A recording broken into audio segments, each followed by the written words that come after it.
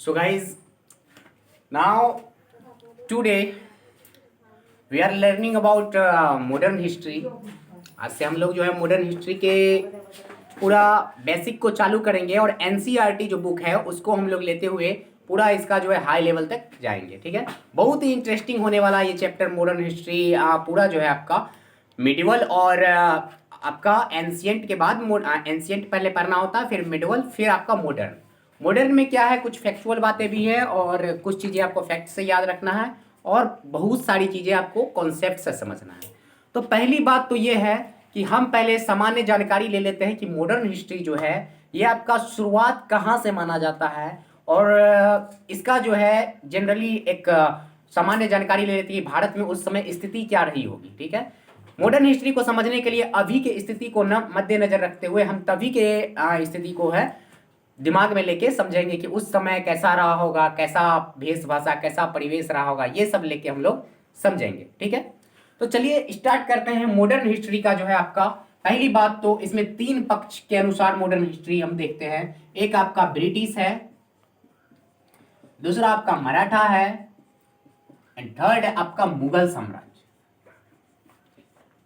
British के अनुसार 1757 का आपका प्लासी का युद्ध जो है, प्लासी का युद्ध होता है और ये ब्रिटिश विजयी हो जाता है इसमें, ठीक ना, और यहीं से मॉडर्न हिस्ट्री चालू होता है।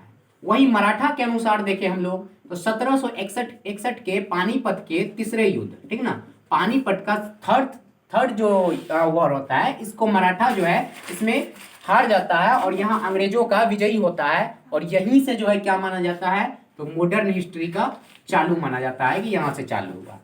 और तीसरा बात करें मुगल के अनुसार तो जो है मुगल के अनुसार अगर हम देखते हैं तो औरंगजेब का 1707 में आपका मृत्यु हो जाता है और जैसे इसका मृत्यु होता है तो बोला जाता है मुगल के अनुसार यहीं से मॉडर्न हिस्ट्री चालू हुआ है। लेकिन सर्वमान्य अगर ज्यादा मान्य अगर देखे हिस्ट्री में तो आपका कौन है, ब्रिटिश वाला 1757 जो है प्लासी की क्रांति, यहां से जो है आपका माना जाता है। ठीक है, तो हम पहले समझ लेते हैं मैप से कि उस समय इंडिया में कौन कौन सा साम्राज्य कहाँ पे रहा होगा, कैसा यहाँ पे जो है ये तभी शासन रहा है, किसका किसका, ये हम लोग थोड़ा सा जनरली भाषा में देख लेते हैं। ठीक है,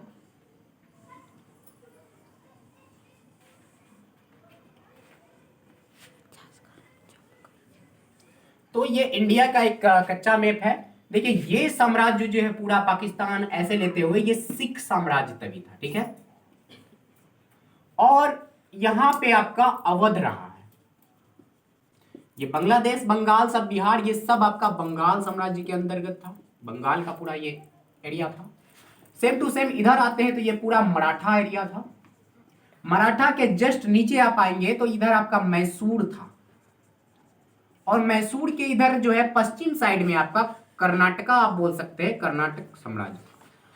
देखिए स्टूडेंट को बहुत डाउट होता है जब मॉडर्न में कर्नाटक बोलते हैं और हम लोग बात करते हैं तो अभी के कर्नाटक राज्य के अनुसार यहाँ कर्नाटक राज्य है आपका वेस्ट साइड में इंडिया के, ये सोच लेते हैं, लेकिन तभी के अनुसार कर्नाटक साम्राज्य आपका ईस्ट इंडिया में है, तो ये आपको ध्यान में रखना है।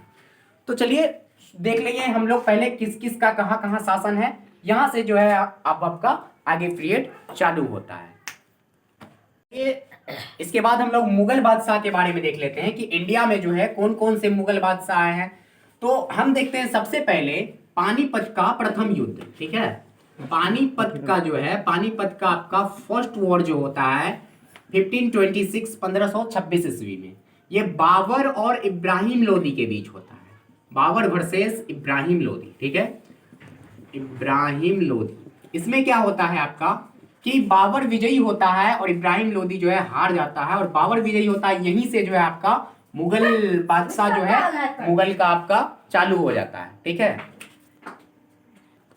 तो इसमें हम लोग देखेंगे सबसे पहले इंडिया में जो तोप का प्रयोग होगा, इसी युद्ध में बाबर जो है तोप का प्रयोग करेगा सबसे पहले। ठीक है, तो चलिए बाबर जब विजयी हुआ तो मुगल साम्राज्य अपना स्थापित करता है। इसके बाद देखते हैं कि बाबर के बाद जो है कौन कौन आता है।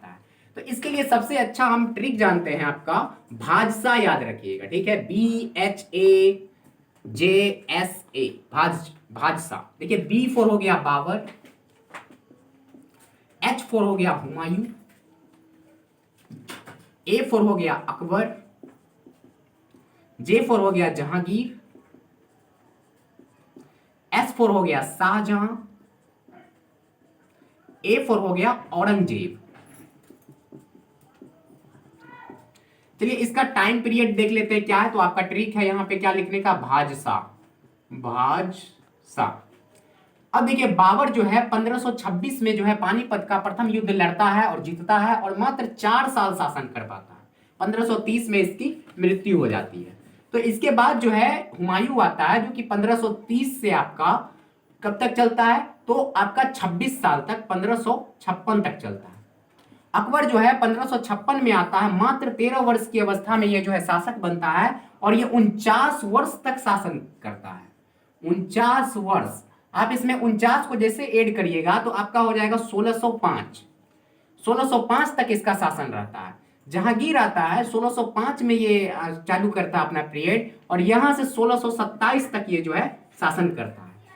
शाहजहां जो है 1627 से चालू होता है और ये आपका कब तक चलता है, तो 58 तक चलता है। औरंगजेब, देखिए अकबर औरंगजेब दोनों में है और सेम क्या है, दोनों 49 वर्ष तक शासन करता है। ये भी 49 वर्ष।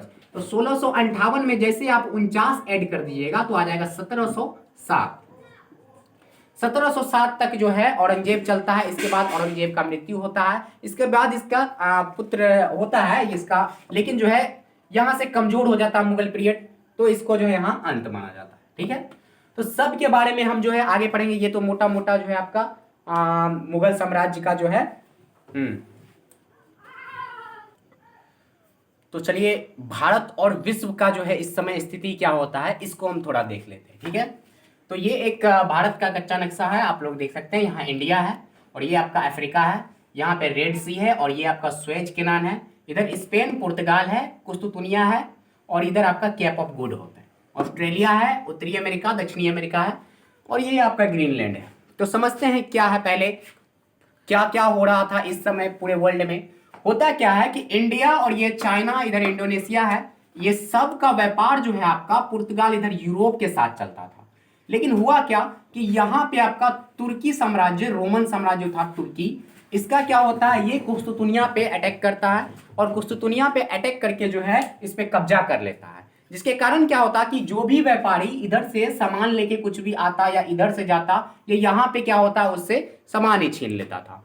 तो क्या हुआ कि यूरोप में आपका जो है क्रिश्चियन धर्म था पूरा और यहाँ पे मुस्लिम धर्म का उदय हो रहा है। तो इस दोनों में बहुत भयंकर वाला झगड़ा चलता है, जिसके कारण क्या होता है कि इधर से किसी को इधर आने नहीं देता और इधर के व्यापारी उधर नहीं जा रहे हैं डर से। तो यूरोप और एशिया के बीच जो मार्ग है ये अवरुद्ध हो चुका है। इसी समय क्या होता है कि जब अवरुद्ध हो जाता है तो इधर से तो व्यापार चल रहा था यूरोप के साथ पूरा, इसको यहाँ पर जो है हेनरी द नेविगेटर राजा होता है यहाँ के, ये जो है पुर्तगाल के राजा जो है ये विभिन्न प्रकार के प्रोत्साहन देते हैं नाविकों को कि जाओ इसका जो है दूसरा दूसरा मार्ग खोजो, इंडिया तक हमको जाना है, एशिया तक जाना है। बहुत सारे मसाला ये सब का यहाँ से ट्रांसफर होता था और मसाला बार बार आता है। ऐसा क्यों? क्योंकि देखिए ये जो है आपका जितना भी देश है ये आपका जो क्या देखिएगा कि इक्वेटर के ऊपर स्थित है, यहाँ भारी मात्रा में ठंड पड़ता है, जिसके कारण क्या होता है कि इन लोगों के को जो है गर्मी के रूप में ऐसा ऐसा भोजन खाना पड़ता है, इसलिए यहाँ मांस का भी बहुत ज्यादा चलन आप देखिएगा।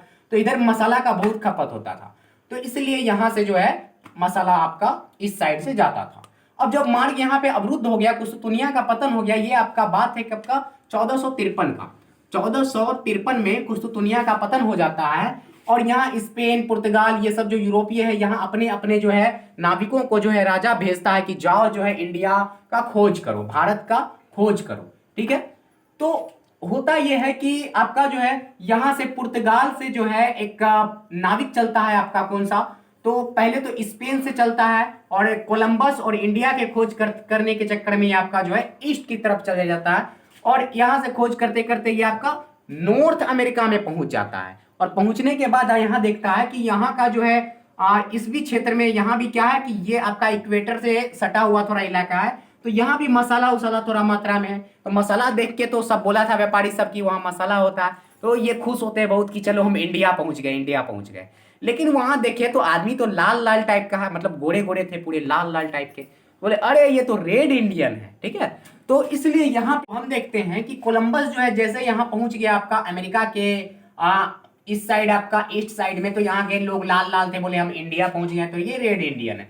बट बाद में पता चला अरे ये तो अमेरिका है, अभी भी यहाँ के लोगों को रेड इंडियन कहा।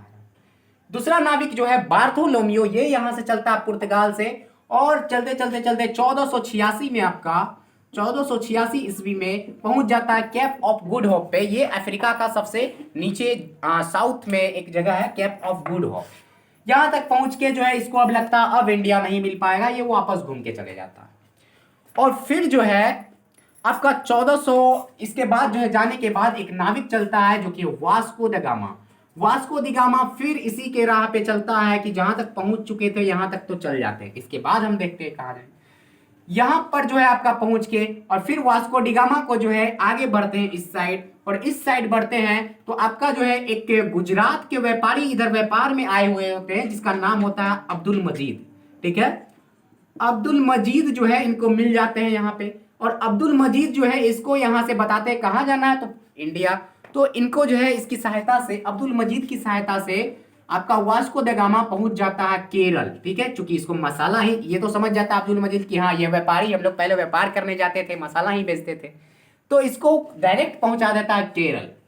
अब केरल के ये कालीकट का तट पर पहुंचता है, कालीकट तट पर पहुंचता है, और यहां का राजा तभी होता है जमोरी। अब वहां पे भी क्या होता है, केरल में जब बहुत दिन से मसाला बिक नहीं रहा है, वहां भी पूरा जो है बंदरगाह पे जो है मसाला जमा है, वो व्यापार का सामान सब जमा है, वो भी राजा खुश होता है और उसका भव्य स्वागत करता है वास्को द गामा का। तो वास्को द गामा यहाँ पहुंचता है और तब जो है यहाँ पे पता कर लेता है इंडिया जो है हमको मिल गया। यहाँ से कुछ मसाला ये खरीदते हैं, वो उसको वहाँ ले जाते हैं, तो वो बहुत गुना उसका जो है वहाँ पे फायदा होता है। तो ये आपका जो है कुछ इस समय मॉडर्न इंडिया में, जब हमारे मॉडर्न इंडिया का एक जाल है जो मोटा मोटी तैयार हो चुका है। इसके अलावा इसके बाद हम पढ़ेंगे जो यूरोपीय कंपनी है, ये सब का थोड़ा जाल बना लेंगे। इसमें जो है इंटरेस्टिंग ट्रिक सब है याद करने का। ये तो आपका कॉन्सेप्ट है कि दुनिया में तभी क्या चल रहा था, ठीक है। तो इसके आगे हम अगले वीडियो में जानेंगे कि कैसे कैसे यूरोपीय कंपनी आए हैं, और सबका ट्रिक से हम लोग याद कर लेंगे। धन्यवाद।